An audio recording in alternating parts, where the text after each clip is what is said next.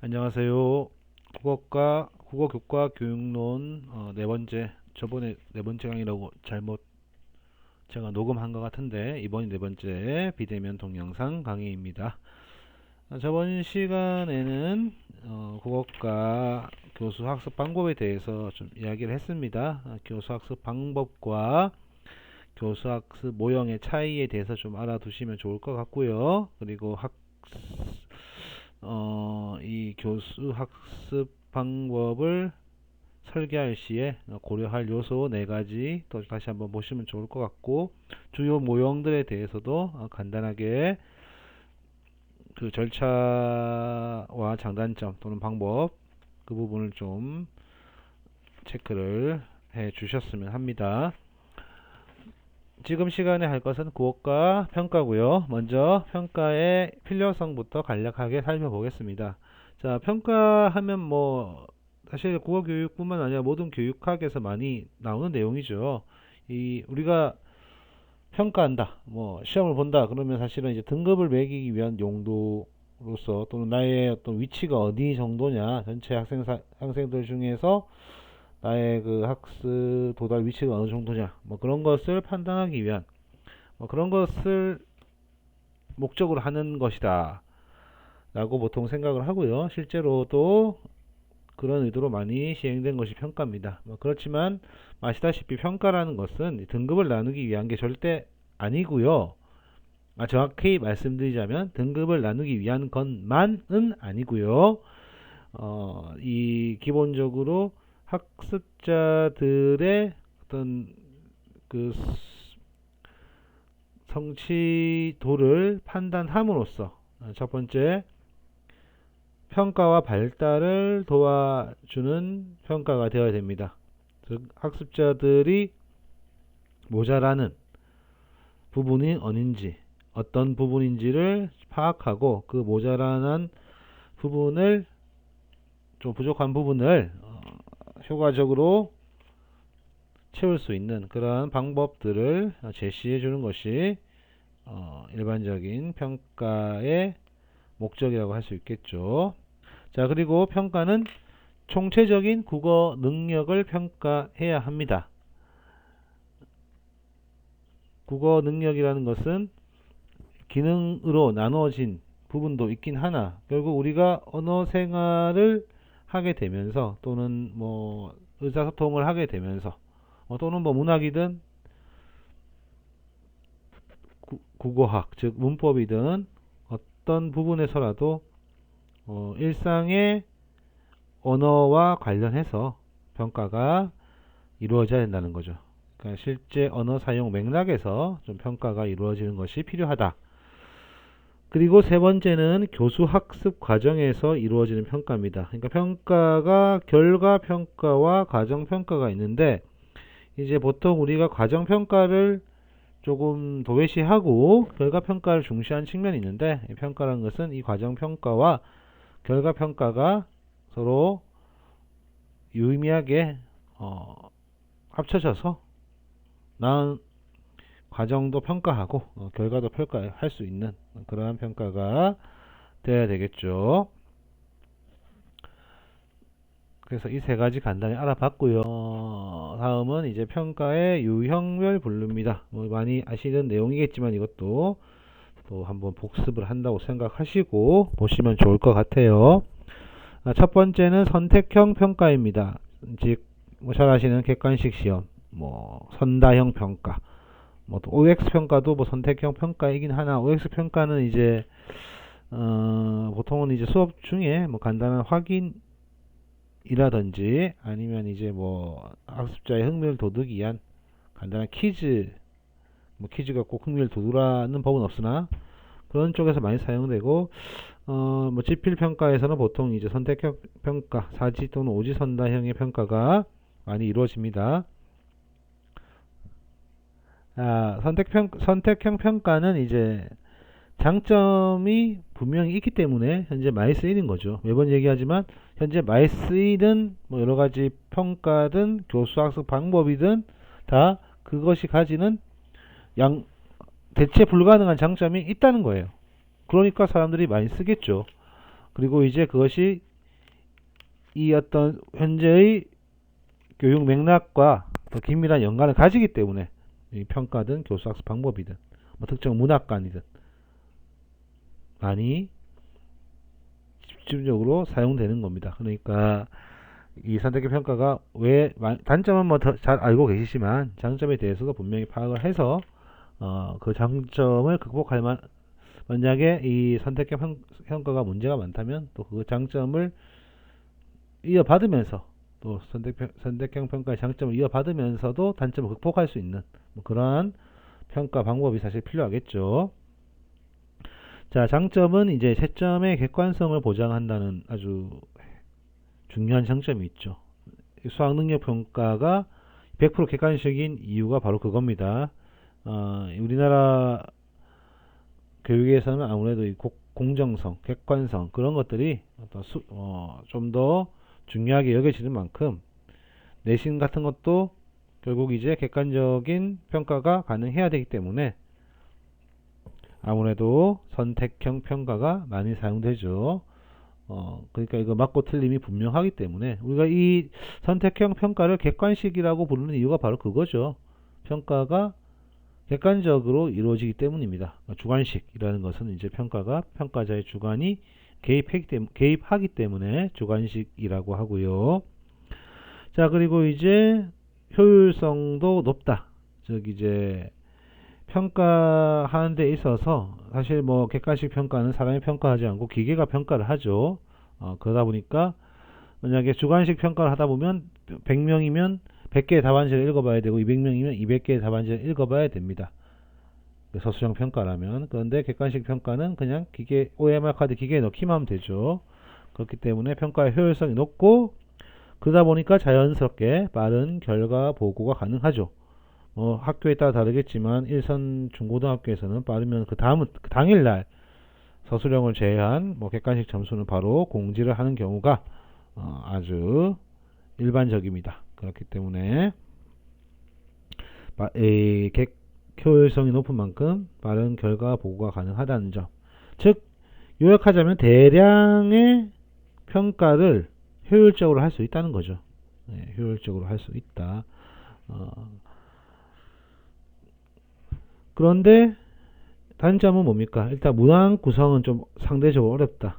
문항 구성이 어렵다. 즉 이제 주관식은 문제만 내면 되지만 이 선택형 평가는 문제만 내도 되는 것이 아니라 이 각각의 그 선지를 잘 구성을 해야 되고 선지를 구성함에 있어서도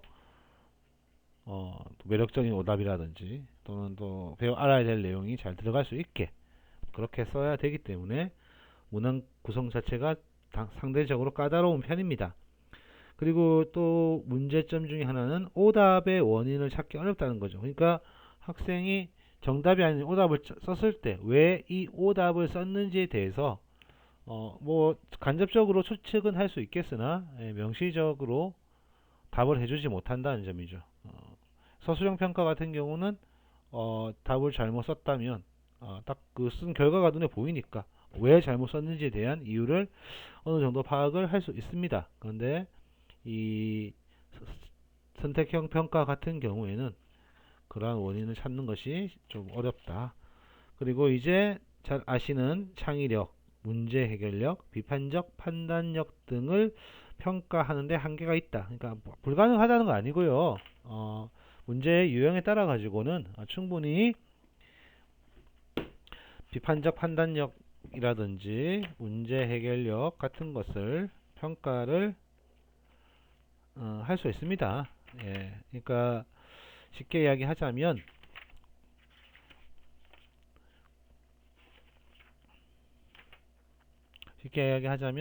어떤 학생들의 다양한 반응을 선지로 내고 그 선지를 제대로 이해할 수 있는, 그러니까 여러분들이 아마 1학년 때 그 국어 교육의 이해를 배우셨으면, 평가 부분을 배우셨으면 아마 아실 거예요. 예.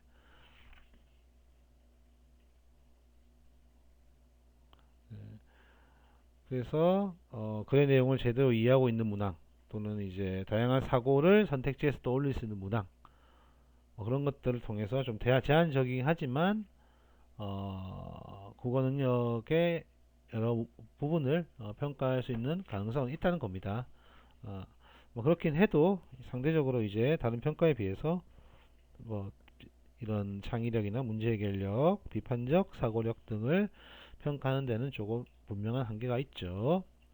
자, 그럼 두 번째는 서술형 평가인데요. 이제 주어진 주제나 요구에 따라서 학생이 스스로 서술하여 답하는 문장입니다. 이제 선택형 평가와는 반대로 창의력 그리고 문제 해결력 등 고등 사고 능력이 평가 가능합니다. 단점은 이제 또 평가의 객관성 문제 그리고 이제 평가에 드는 수고, 노력 그런 것들이 좀 더 투입이 돼야 된다는 것이죠. 물론 객관성 문제 같은 경우도 조건을 충분히 학생들에게 제시를 해서 그 조건에 맞춰서 답을 쓰도록 유도함으로써 어느 정도 객관성을 확보할 수 있습니다. 그러니까 이 선택형 평가가 뭐 어떤 뭐 다양한 국어의 총체적인 부분을 평가할 수 있는 방법이 있듯이 서술형 평가도 평가의 객관적인 측면을 좀 추구할 수 있는 지향할 수 있는 그런 평가 방법이 있다. 이제 문항의 구성을 통해서 가능하다는 얘기죠. 세 번째 논술형 평가인데 서술형 평가 뭐 지금은 이제 임용고사에서도 서술형과 논술형이 나눠지지 않았지만 불과 몇 년 전에도 이 둘이 나눠져 있었죠. 자, 논술형 평가는 서술형 평가가 어떤 주어진 문안제에 대한 답만을 쓰는 거라면 논술형은 주어진 논제에 대해서 주체적인 사고 과정을 통해 문제를 해결하려는 과정 자체를 평가하는 겁니다. 그리고 완결된 글을 요구한다는 점에서 서술형 평가와는 차이가 있죠. 그러니까 서술형 평가는 뭐 답 자체를 우리가 쓰는 거다, 답을 쓴다라고 생각하자면 논술형 평가는 어떤 문제 해결 과정을 쓴다. 그렇게 생각을 하시면 조금 더 쉽게 이해하실 수 있지 않을까 판단됩니다. 자, 그래서 장점은 고등 사고력 그리고 쓰기 능력까지도 평가 가능하죠. 아무래도 문제 해결 과정을 써야 되니까 보다 고등한 사고력을 평가할 수 있고 또 이 쓰기 평가와 관련해서 쓰기 능력도 평가할 수 있다. 지금은 이제 대학에서 많이 줄어가는 전형 방법이지만 논술 전형이 많은 그 비율을 차지했던 적도 있었죠. 그게 왜 그러냐 하면 이제 이 고등 사고력 그리고 쓰기 능력 같은 평가를 할 수 있었기 때문에 뭐 쓰기 능력 자체가 또한 고등 사고력과 관련이 있죠. 그러니까 문제를 해결하는 과정을 보여주는 것도 고등 사고력이라고 볼 수 있겠고 자기가 말하고 싶은 내용을 주장하고 싶은 내용을 또는 표현하고 싶은 내용을 논리적으로 서술하는 것도 굉장히 고등 사고 능력이다 라고 볼 수 있기 때문에 그런 점을 평가할 수 있는 장점이 있다. 그러나 단점도 있습니다. 일단 객관성 문제는 서술형 평가보다 더더욱 붉어지는 편이고요. 그래서 이 논술 평가 같은 경우는 절대로 한 명에서 평가를 하지 않죠. 평가단을 만들어요.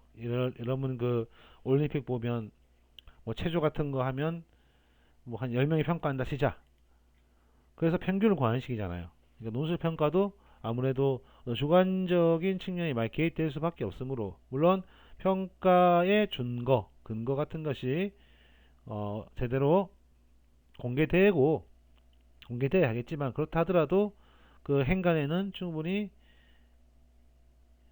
주관적인 측면이 있을 수 있기 때문에 한 명이 아니라 뭐 최하 3명, 뭐 4명, 적어도 2명 이상이서 평가를 하게 해야 됩니다. 그래서 좀 평가 인원이 집단이 많다면 뭐 최고점과 최하점을 빼는 방법도 있을 것이고 다양하게 이제 객관성을 확보할 수 있는 그러한 평가 방식이 요구된다. 그것이 논술형 평가가 이 주관성을 극복하기 위한 방법이죠. 그리고 이제 평가 방법의 전문성도 필요하다는 거죠. 그러니까 서술형 평가까지만 해도 답을 썼는지 답을 쓰지 않았는지를 판단하면 되고 뭐 약간 애매한 부분이 있긴 하지만 뭐 그렇게 전문성이 드러나지 않아도 되는 그런 게 많이 있습니다.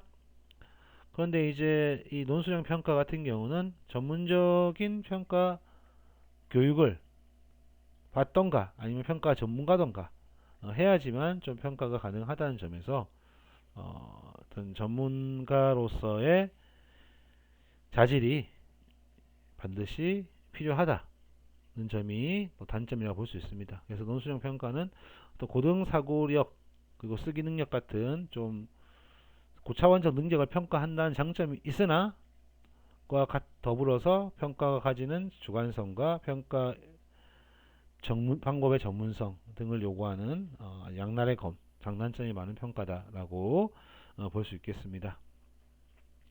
자, 네 번째 포트폴리오 평가인데요. 포트폴리오라는 것은 보통 두 가지 의미로 사용되는데, 하나는 이제 자신의 언어 수행 과정이나 결과를 본인이 기록하는 것, 또는 이제 두 번째 언어 수행 과정에서 발생하는 과정과 결과물 자체를 대상으로 하는 평가.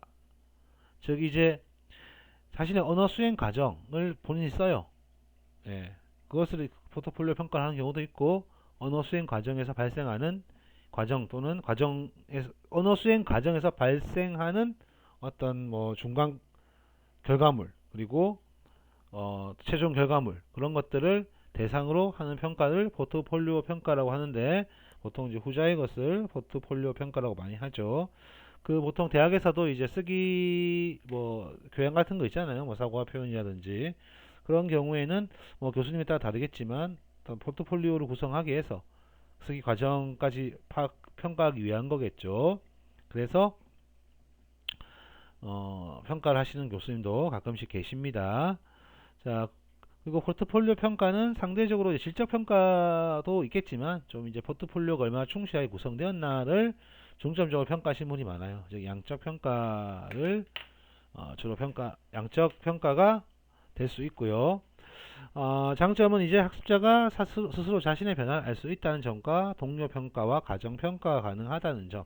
아무래도 본인이 그 자신의 언어 수행 과정이나 결과를 기록하다 보면 스스로 자신의 변화를 알 수 있을 것이고, 또 그 언어 수행 과정에서 발생하는 중간 결과물 또는 최종 결과물들을 모으는 그 과정에서도 스스로 자신의 변화를 알 수 있겠죠. 처음에 이렇게 됐던 글이 이 과정을 거치고 이 과정을 거치니까 이런 글이 되었다. 또 완성도 높은 글이 되었다는 것을 스스로 변화를 알 수 있고, 또 동료라든지 동료 평가도 가능하며 과정 평가 역시 관찰을 하지 않다 하더라도 가능한 그런 장점이 있습니다.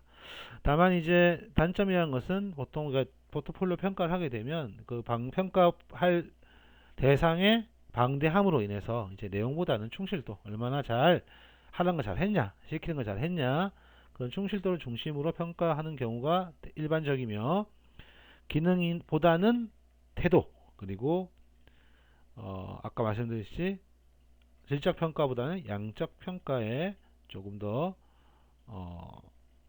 방점을 두는 그런 평가 방식이라고 말씀드릴 수 있겠습니다. 자, 그럼 세 번째, 평가 기준에 따른 분류를 보겠습니다. 평가 기준은 이제 직접 평가하고 간접 평가가 있는데요. 직접 평가라는 것은 이제 작문을 예를 들자면 작문 능력을 직접적으로 평가하느냐 아니면 간접적으로 평가하는 거냐, 그죠? 그래서 직접 평가는 보통 이제 쓰기 수행의 한실물인 글을 평가하는 것, 또 뭐 합법이라면 어떤 뭐 발표라든지 뭐 연설이라든지 토론의 어떤 그걸 실제로 하게 한 다음에 수행하게 한 다음에 그것을 평가하는 것이 직접 평가죠. 근데 아무래도 지금이야말로 미디어가 발달했으니까 학생들의 언어 활동을 이제 녹화해서 하면 되긴 하지만, 예전에는 참 이런 직접 평가가 특히 이제 합법에서 직접 평가가 쉽지 않았습니다. 그래서 쓰기를 중심으로 논의가 되는데, 뭐 합법도 마찬가지라고 보시면 돼요. 독서는 좀 직접 평가가 쉽지 않죠. 아무래도 읽기 과정 자체가 읽기 과정의 결과가 과시적이지 않기 때문이죠. 자, 그래서 평가 방법은 산출물인 글을 평가하는 것이 직접 평가고, 선다형이나 단답형으로 작문 수행 능력을 평가하는 것이 간접 평가입니다. 그래서 주로 수행 평가에 활용되는 것이 직접 평가라면, 지필 평가 또는 수능 평가, 성취도 평가에 간접 평가가 주로 활용됩니다. 장점은 이제 작문 능력을 제대로 평가할 수 있으며 학생과 교사에게 많은 정보를 제공한다는 점. 그러나 간접 평가는 채점이 쉽고 신뢰성이 보장된다는, 즉 이제 특히 선다형, 단답형 둘 다 채점이 용이한, 단답형은 기계가 채점하기 어려우나 그래도 논술형이나 서술형보다는 채점이 용이하죠. 그리고 또 신뢰성도 보장된다는 점. 그러나 단점도 만만치 않죠. 직접 평가는 평가에 많은 시간과 노력이 필요하며 신뢰성이 아무래도 좀 철저하게 준비하지 않는 이상은 신뢰성이 부족한 그런 것도 우리가 생각을 해야겠습니다.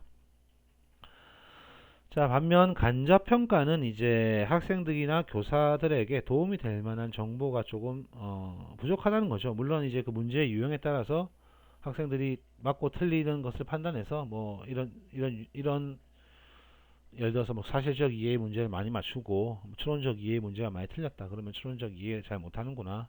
뭐 쓰기 과정에 대한 문제는 잘 맞추는데 쓰기에 대한 어떤 본질적 지식은 잘 모른다. 그러면 본질적 지식이 부족하구나. 뭐 그런 식으로 추정할 수는 있으나 아무래도 정보 자체가 조금 빈약할 수밖에 없다는 거죠. 간접적으로 추정을 해야 되기 때문에.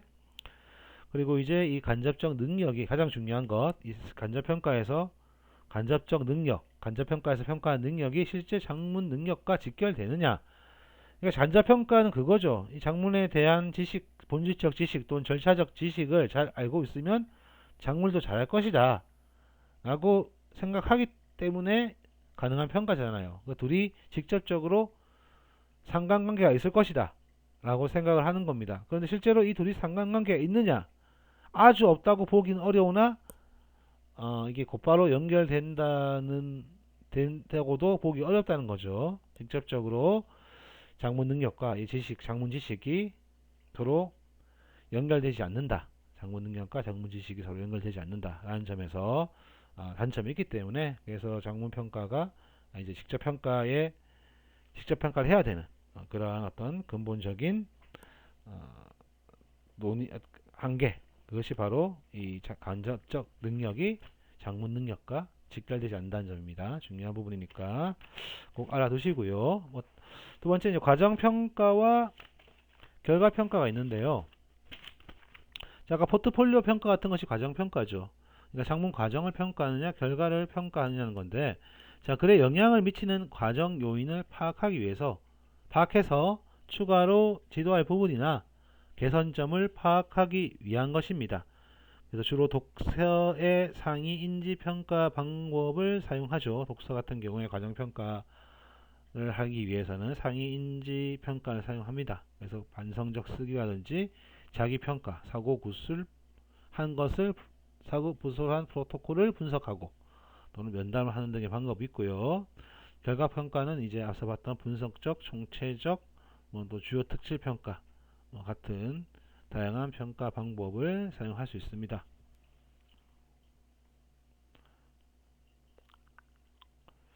자, 그리고 양적 평가와 질적 평가를 보면, 양적 평가는 이제 아까 제 평가의 객관성과 신뢰성을 강조하고 주관성과 모호성을 줄이기 위한 거지만 작문 능력의 일부, 즉 태도 중심으로 평가를 할 수밖에 없다는 것을 포트폴리오 평가에서 말씀드렸습니다.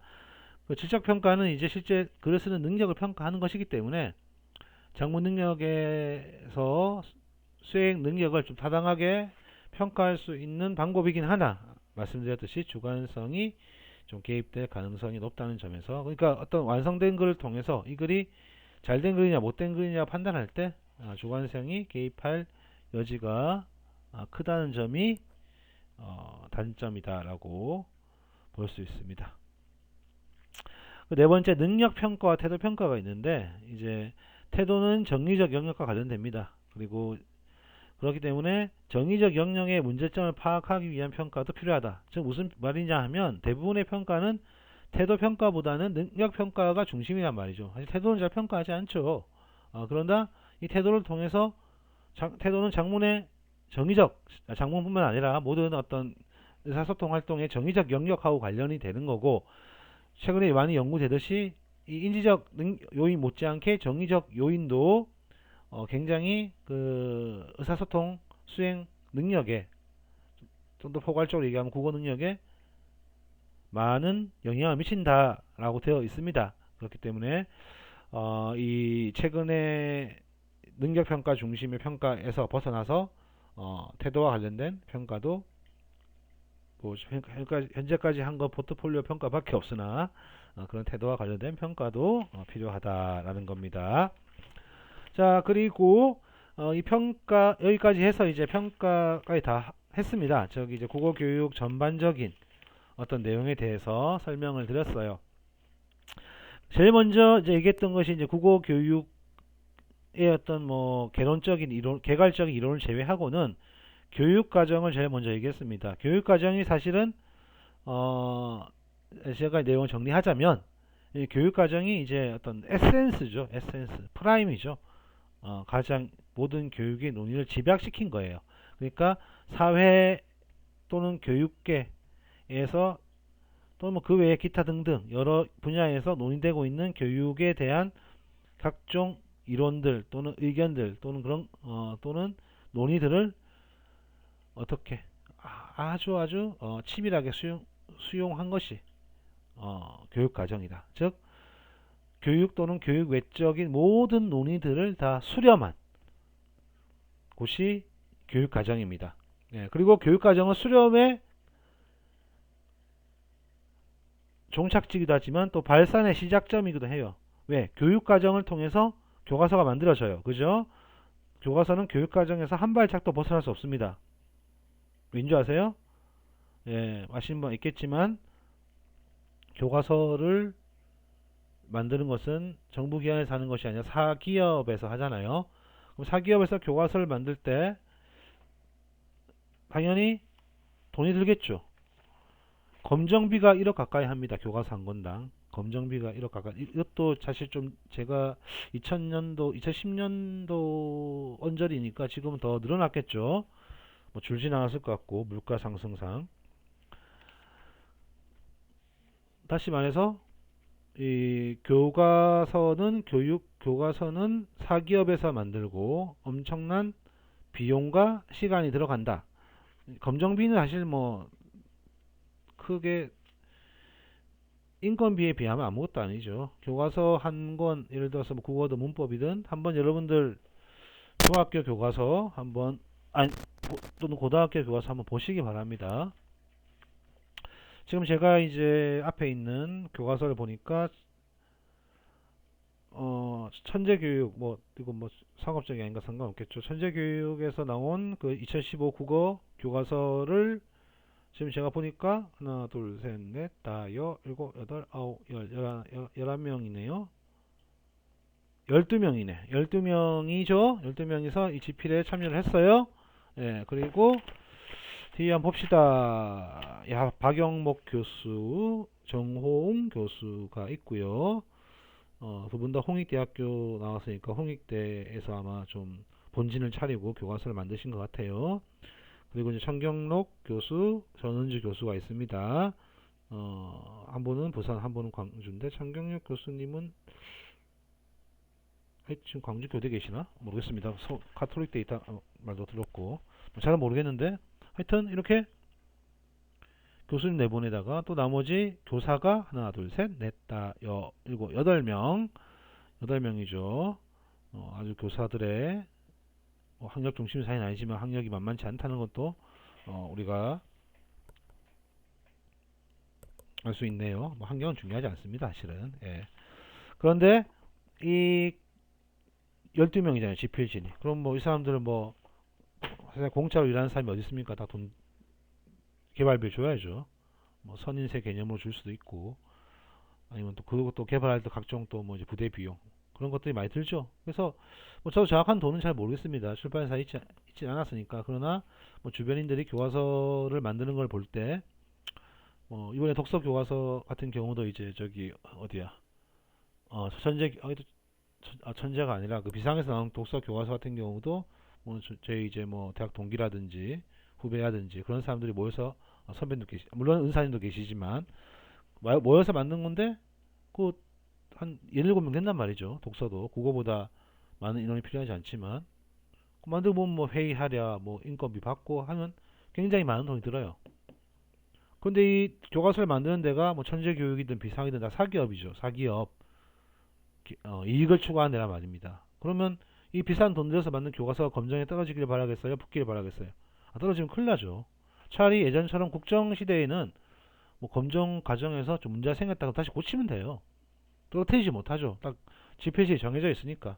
지필지 선정 과정이 아주 이제 그 쉽지 않은 거지. 뭐 선정되면 사실은 뭐 끝이죠, 끝. 예. 자, 그런데 검인정은 그게 아니란 말이죠. 4개월 사다 보니까 떨어지면 뭐 지금은 이런 제도가 뭐 몇 년 만에 생긴 것 같지 않습니다. 제가 몇 년 전만 해도 분명히 그 교과서 검정에서 탈락하게 되더라도 그 과정에 어떤 비용들은 보전받을 수가 없어요. 쉽게 말해서 안전한 교과서를 만들 수밖에 없다는 거죠. 그럼 안전하려면 뭐가 제일 안전합니까? 교육과정을 철저하게. 그러니까 실제 교과서를 만들 때는 교육과정을 반영하되 어느 정도 지필진의 주관이 들어가기를 기대하고 그것이 검인정의 의도죠.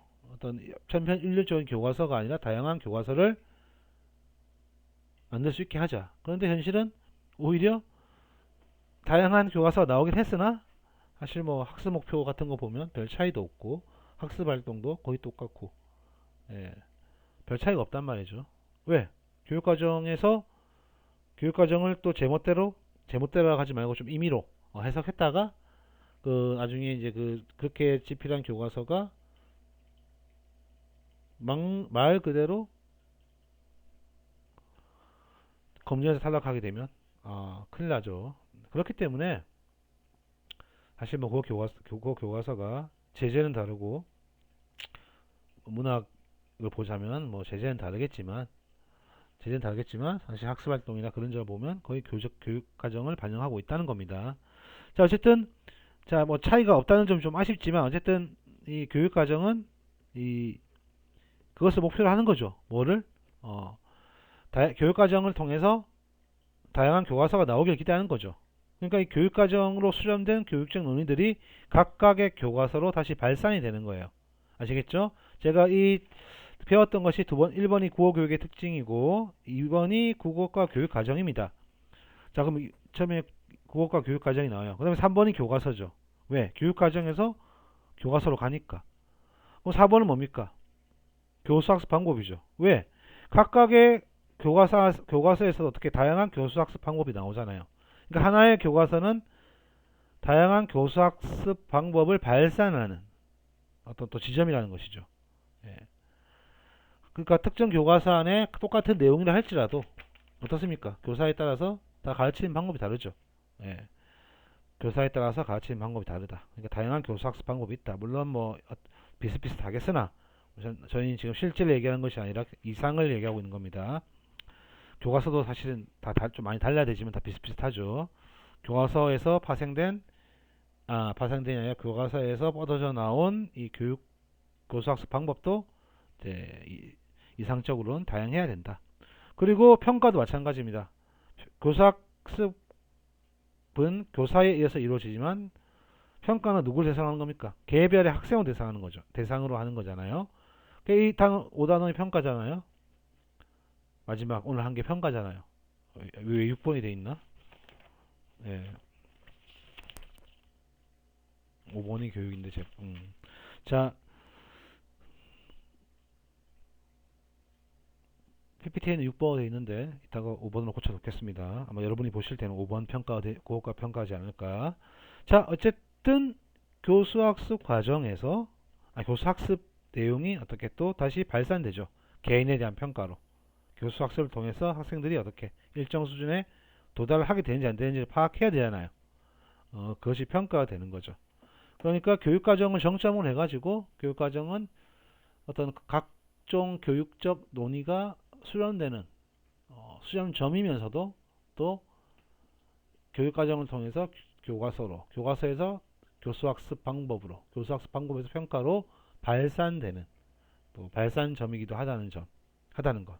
그래서 이제 교육과정이 많이 강조되는 것이고, 물론 이 교육과정이라는 문서가 가지는 추상성이 한계가 되죠. 뭐 아무도 교사들 교육과정 안 봅니다. 예, 교육과정은 교과서 만드는 사람이 보는 거지 교사들이 안 봐요. 교사들은 교과서나 교사용 지도서 보죠. 자, 그렇게 이제 교육과정이 그런 좀 추상적이고 좀 난해한 한계가 있긴 하나 모든 교육 논의의 수렴점이자 또는 발산점이다. 관점에서 제일 중요하고요. 그 다음에 이제 교과서에서 교육과정에서 의해 발산된 여러 교과서들, 또 하나의 교과서 안에서 발산된 여러 교수학습 방법들, 또 하나의 교수학습 방법에도 각각 다른 어떤 성취를 하는 학생들, 그것을 파악하는 평가, 그런 식으로 부책사일처럼 퍼져나오는 그러한 모습이 된다. 이렇게 생각하시면 되겠습니다. 자, 그리고 이제 여기서 나오는 그 교육과정하고, 교육과정이 아니라, 죄송합니다. 여기 나오는 그 교수 학습 방법하고, 여러 모형들이 있죠. 그리고, 평가 방법은 이제 화법, 독서, 장문으로 나눠서 또 이야기가 될 텐데, 여기서 빠진 몇 가지들은 또 합법, 독서, 장문을 하면서 개별적으로 다시 또 언급을 하겠습니다. 왜냐하면 그 둘이 서로 이제 왜냐하면 지금 이제 이 수업 시간에 했던 것은 좀 일반적인 약간 좀 거시적인 평가나 교수학습 방법, 즉 어디든지 적용되는 뭐 그러한 거라면 이제 합법에 좀 더 어울리는 평가 방법이나 교수학습 방법이 있을 것이고, 뭐 독서나 장문도 마찬가지겠죠. 거기에 어울리는 또 평가 방법이나 교수학습 방법이 있기 때문에 그거 좀 특정 영역과 좀 더 밀접한 관련이 갖는 것은 그 영역 말미에 다시 언급을 하도록 하겠습니다. 자, 그러면 여기까지 해서 약간 녹화 시간이 조금 모자라긴 한데, 다음에 또 이번에 모자란 만큼 다음에 좀 더 하는 걸로 하고요. 이번 주 국어 교과 교육론이죠. 이 대학마다 이 과목명이 조금씩 달라요.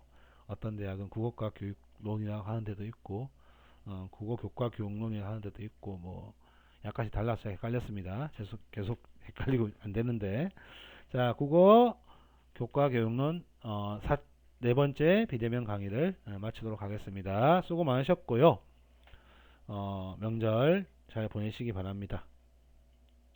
그리고 모의 수업에 참여하실 생각 있으신 분들은 제가 지도하에, 물론 제가 이제 외부인이라 사실 뭐 다른 교수님처럼 뭐 지도를 잘 못할 수도 있는데, 또 저의 장점은 이 현장 경험이 많은 그 사람을 사람과 아주 가깝게 살고 있다는 것이 장점이 있습니다. 그래서 뭐 여러분들이 수업 시연한 동영상 같은 것이라든지 보여주면 아마 그 현직 교사의 입장으로서, 그리고 한때 연수 강의도 했던 제가 아니고 저도 뭐 했지만 집사람도 아마 도움을 줄 수 있기 때문에 뭐 비대면이니까 크게 부담 가지실 건 없을 것 같아요. 그래서 혹시 이제 기존에 그 다른 교수님과 같이 그 모의 수업을 하지 않으신 분 중에 모의 수업을 원하시는 분이 있다면 저의 지도라기보다는 뭐 그냥 조언 정도로 모의 수업을 원하시는 분이 있다면 개별적으로 3명 모으셔가지고 따로 개별적으로 연락하지 마시고 3명 다 모이시면 저한테 연락 주시면 제가 나름대로 또 좀 소통해서 제 나름대로 도움을 드리도록 하겠습니다. 뭐 상금도 있다고 그러니까 이 코로나도 힘든 시대 여러분들의 많은 참여 기대합니다.